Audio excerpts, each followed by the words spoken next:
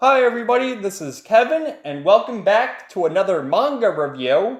And today I'm going to be sharing my thoughts on Fire Force Volume 2 from Atsushi Okuba. So of course, last time we covered the very first volume, which I thought was a great introduction to the main cast of characters in Company 8, showcasing their various powers and abilities. In particular, the main protagonist, Shinra Kosakabe, who recently joined the Force, and can ignite his feet with flames, soaring through the air and doing these powerful kicks. And I just love how insane the whole premise is, where we have firefighters with fire abilities fighting fires. You also see another member of Company 8 on the cover here, and that is Arthur, which he likes to call himself King Arthur because he wields the fire sword Excalibur. So lots of good stuff there. The first half of Volume 1 was mainly an introduction to the cast of characters. We learned about the basic premise and spontaneous human combustion, which is this phenomenon affecting humans, turning them into monsters known as infernals. So it's up to all the companies in the Fire Force to destroy the infernals, but also figure out what's causing them to, take over the human bodies and wreak havoc across the land. So toward the end of Volume 1, there was a competition with the rookies consisting of Shinra, Arthur, this girl from Company 1 named Tamaki, and a few others. And Shinra bolted into the building. They had to go into this building to see if they can rescue as many people as they could. And Shinra bolted right in and was confronted by the mysterious man we also saw in Volume 1, who seemed to be experimenting with infernals and enhancing their abilities.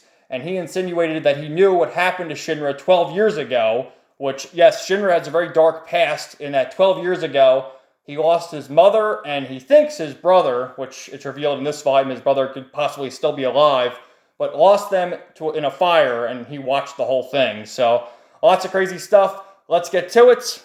I really like how in the beginning here, it shows you the main characters, a little, synopsis about what their past is, their powers, etc.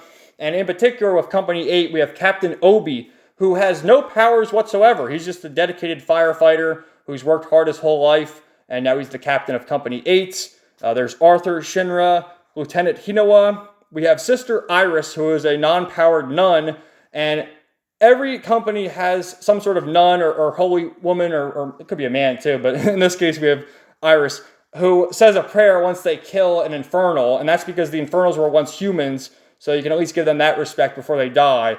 And I do like how they added that. We also have Maki, who is a very tough girl. She can use this thing known as Sputter, which reminds me of a bomb from Final Fantasy, and she, uses that for her abilities. The Mysterious Man, the Infernals, Captain 1, that's the captain, Captain Burns, and then Tamaki, which I'll just say right now, because so many people hate Tamaki. I don't know why, man. I love Tamaki. She's cute, she's funny, but everyone's always complaining about her, saying, "Oh, I can't stand the heckin' fan service. Oh my god, like what? Just run around in her bra? I mean, what the hell, man? It's funny." And I love the whole synopsis too. A rookie member of Company 1, a girl with an unfortunate lucky leecher lore condition. And what that means is she's run around in her bra, maybe because she's hot, both literally with the flames and also she is hot. And what happens is she gets in these unfortunate situations. You saw in Volume 1, Shinra was grabbing her boobs, also grabbing her ass. So I don't know, man. It's just some humor. Like, lighten up, you guys. But anyway, let's get to it. Like I said, this guy's telling Shinra he knows what happened 12 years ago. I should also mention, he ignites his feet with flames. He's wearing sandals now. Early on, he was wearing shoes, and he kept burning them up. So now he gets to wear sandals so he can flip them off real quick. And, this asshole's saying, that's when he became the devil. And Shinra has this coping mechanism, which he's been nicknamed the devil time and time again because he smiles like that. He has this shark tooth grin, and that's just how he copes with the fact that he saw his mother and brother die right before his eyes. So this asshole, he's got a cigarette, and that's how he can use his flames. He turns them into cards, which he throws around. Shinra's dodging them pretty well. Captain Obi's trying to figure out how his two rookies are doing. And Maki's giving him the lowdown, where she says, Arthur cut his way through with Excalibur. And then we have this idiot from Company 2 named Juggernaut. And he's afraid of fire, which is like, dude, and you have fire abilities? And his whole thing, I wanted to join the force so they could help me. Oh, maybe he can't control his powers. That's what his deal is. We'll learn more about him later on, I suppose. So, like, this is the stuff we have Tamaki. I mean, this is hilarious. She's running around. Like I said, she's wearing her bra, and she's just falling all over the place, lands on top of Arthur, her ass right on top of Arthur's face. What are you doing under me, you stupid perv? And yet her ability is called Nekomata, and she can ignite flame cat ears and a cat tail, run on all fours really fast. So she's a cute kitten. So this asshole, he's got like sand. Well, Shinra thinks it's sand. Later on, we learn that it's ashes. And he's lighting another cigarette to get more powers. And he's beating the shit out of poor Shinra. So again, Shinra's doing his coping smile, thinking out what happened, and he reveals to him that his brother is still alive, Sho is still alive, and he's like, what do you mean he's still alive? He's dead! Oh, maybe somebody's hiding something. So now he's pissed.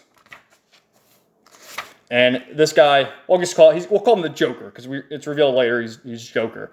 He asks him, are you the hero or devil? And Shinra's like, I'm not a devil, I'm going to be a true hero. So he's kicking away. We got some cool battles. And then Arthur and Tamaki make their way there. And Arthur's trying to be smooth with Tamaki. Oh, I'm a knight too. Ladies first. He's sending her into the action. So they show up.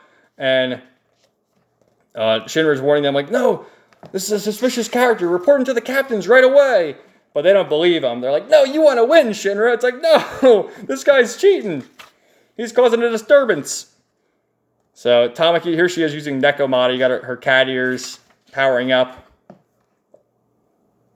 And this guy is beating the ever-living crap out of him.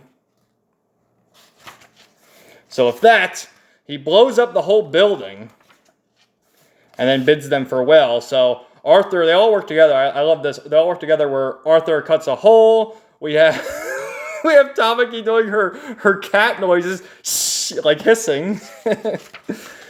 And Shinra using his fire feet to make way through the roof. And with that, it cuts to some of the prominent captains. Right? That's Captain 1, that's Captain 2, and then later on we meet her from Captain 5, Hibana. So they fling their way out of there, and Shinra is trying to save everybody, but we see Captain Burns of Company 1, and he's like, I'll take care of them, you just get the civilians to safety. And Captain Obi here, with the others, gets this blanket to catch Shinra, which they do. And look how gracefully, he's like holding her like a cat too. Look how gracefully he lands. And then with Arthur, he says, it's a good thing you're a bunch of big hulking muscleheads. And Maki, who you calling a gorilla cyclops? I didn't say that. So she's always kicking their asses. And then with this Company 2, Captain Hondo. So with that, Captain Burns thanks Shinra, which early on, at the end of Volume 1, Shinra wanted to talk to Captain Burns to thank him because he recognized him as the one who saved him 12 years ago. And now he's just thinking about what happened. Like, what do you mean, how's my brother Sho still alive? What's the meaning of this? And even Captain Burns acknowledges to Captain Obi that Shinra's a good soldier. So he's praising his new student there. So he strives to protect everyone, and that's that. With the next chapter, they get a sketch referring to him with the alias Joker. And then Captain Obi tells him about the hierarchy of all the different organizations, how they recruited people from the Holy Soul Temple, the Tokyo Armed Forces, and the Fire Defense Agency, and what each group is comprised of, with Company 1 is the Holy Soul Temple, Company 2 affiliated with the Armed Forces, Company 5, the Tokyo Armed Forces, but they also say the Hajime Industries. And also the hierarchy denotes like who has the more powerful soldiers. Obviously this guy's the most powerful, right? I mean, come on now. And he also reveals that Company 8 was just recently formed as a way to sort of monitor Companies 1 through 7, because we've been investigating the Infernals for so long and we still have no information. So there has to be someone working against us in the other company. So there's kind of like a conspiracy going on. And they take note, Shinra thought it was sand, but it's actually infernal ashes. And they're pissed, like using the remains of the dead, those evil sons of bitches. So then it cuts over here to the Hajime Industries, where we see Joker talking to this dude, right? So what's that all about? And then the next day, presumably, they're doing paperwork. they get a phone call about a dog caught in the tree. Well, first let me read this. So they get the phone. Arthur answers, "You have reached King Arthur Boyle, Lord of Camelot. What news do you bring?" And Maki's so pissed, like, how dare you answer like that? And there's a dog stuck in a tree, so she sends the two of them there because they can't focus on the paperwork. So she'll do it. You boys go rescue the dog. They're like, can't the real firefighters do that? Why do we have to do it? Oh, come on, just do it. Get off your asses, you two. So they see the dog, and it's not a dog, it's this guy, Mamoru-kun. Like, what the fuck? I guess he looks like a dog. But he's up there, they rescue him. And then it comes over here to court, where this guy, a former firefighter, by the way, was going to get the death penalty, but has been deemed criminally insane. So they're going to let him go. And then once they say that, you see his face, he goes completely nuts. Too easy. And then he is afflicted with spontaneous human combustion. They're saying, the great sun god is punishing you. But he turns into more of a sentient infernal. Whereas most infernals that we've seen so far, pretty much all of them, by the way, they're mindless. This guy, he keeps sort of his sanity and goes crazy. So there he is.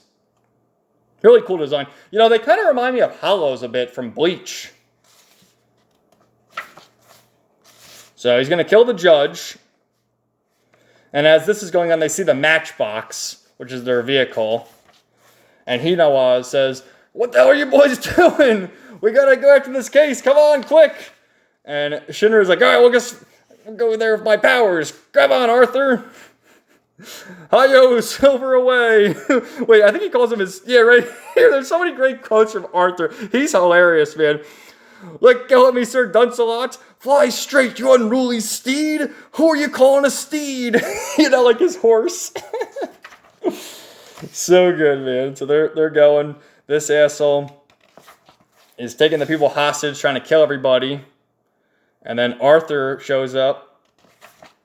Well, Arthur and Shinra, but he punches him right away. And Maki uses her sputter. So then we have Hinawa, who can enhance his bullets with flames.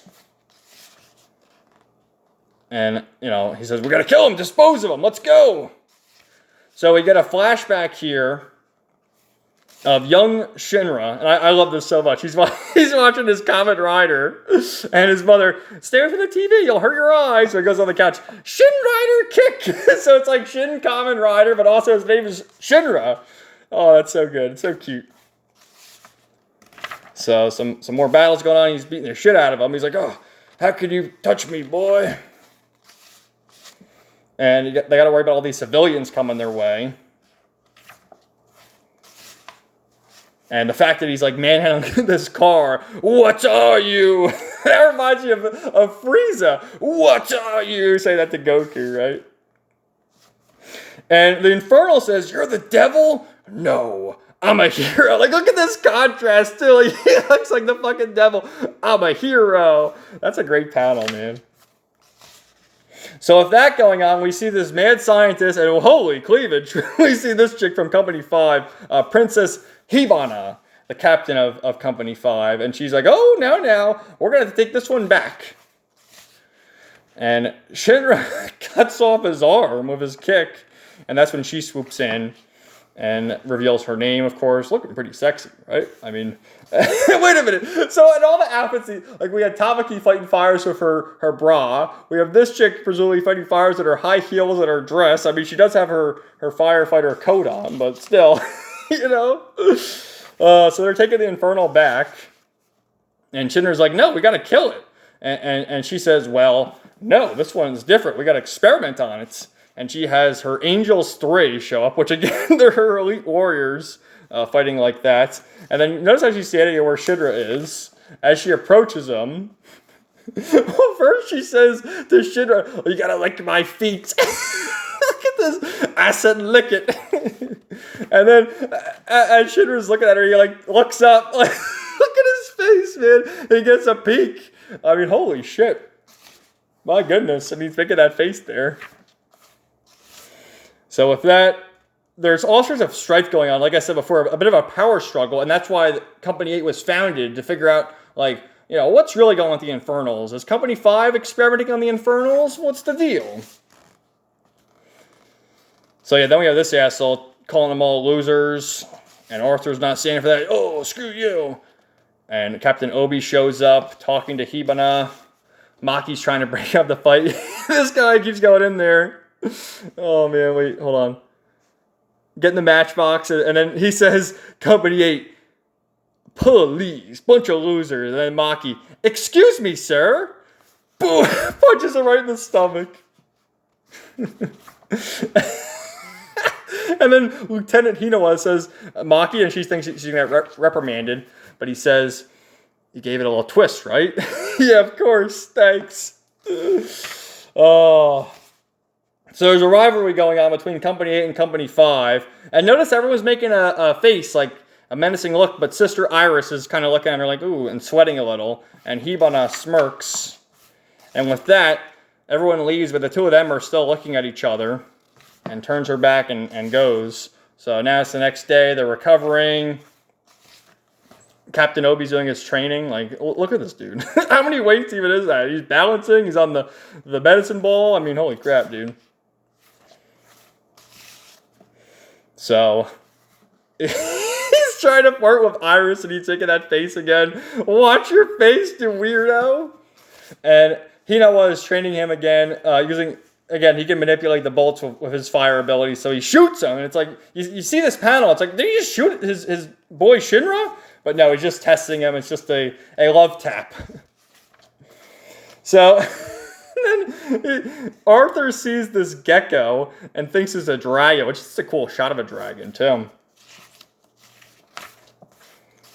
But, you know, I got some more fun stuff going on. Arthur's training with Maki. Maki's beating the crap out of him. And then it cuts back over here to Hibana, who, again, looks hot. She is pretty hot, but then she makes these crazy faces. And she's walking on the Infernal, torturing him. And then it cuts to some sexy scene with with Iris, the holy nun, who's doing a cleansing.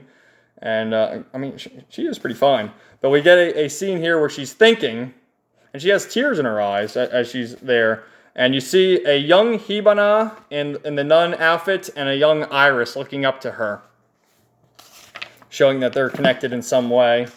And she starts crying, thinking about that, her past, saying Nissan, which is, it's not necessarily sister, but it's like a sisterly figure in her life. So that's what Hibana was to her. And as she's doing all this, again, Shinra in the face, my man. I mean, I probably would make that same face too, but we gotta calm down. So then he's wondering, you know, why she's crying, what her deal is. And she just says, don't worry, just none of your concern. So the next day, we have the same line from Maki. We call like a gorilla cyclops, beating the crap out of them all. And they're going to make their way over to Company 5. Well, sorry, Iris is going to Company 5 to talk to Hibana. And so Hibana is walking across all her men. And they seem to like it. Look at the faces they're making. And says, what are you doing here, my dear have-not? Like, what you're doing is dangerous. Don't experiment on those people. And she humiliates her by burning her outfit off.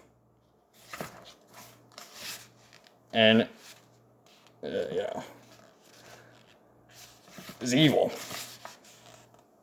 So with that, they know that Iris has gone there. And so Shinra and the rest of them are coming for the rescue. And he's like, I'm from Company 8. So here comes the Matchbox barreling through the wall. And they're going to try and get the Infernal back from Company 5. So I love this pose too. Like, these characters just have such the rule of cool vibe to them. Like, look at this dude.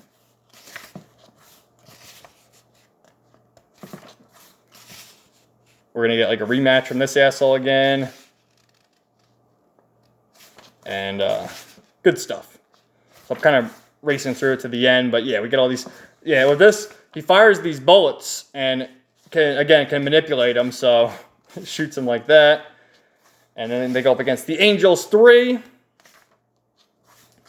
And then Arthur confronts the mad scientist who appears to have altered the Infernal some more. And you see they put 5 on his head, you know, for Company 5. And it ends right there with Arthur ready to draw his sword, the Holy Blade Excalibur. So yeah, man, Fire Force is great. I definitely recommend checking it out. Some really good stuff. This was the afterword from Okuba, who mentioned that before he wrote the series, he did a lot of research on how fire companies work, you know, like firehouses, rather, is the word. Like, he went to them, took a lot of notes, so, you know, things are pretty accurate, I would assume. And, yeah. Oh, there was a scene when they referred to Tamaki as a bobcat, you know, because she's the Neko girl. But, yeah, I thought this was a good volume. We got some good stuff with Jokers, the reveal that Shinra's brother Sho is possibly still alive, this Infernal, and what else do we get? I mean, Hibana, this pose of the main cast, and where's the one with Sister Iris? I mean, she is pretty spoken. So, all that good stuff. So, guys, let me know what you thought in the comments down below. Thanks for watching, and have a great day. We'll talk to you later. Peace out.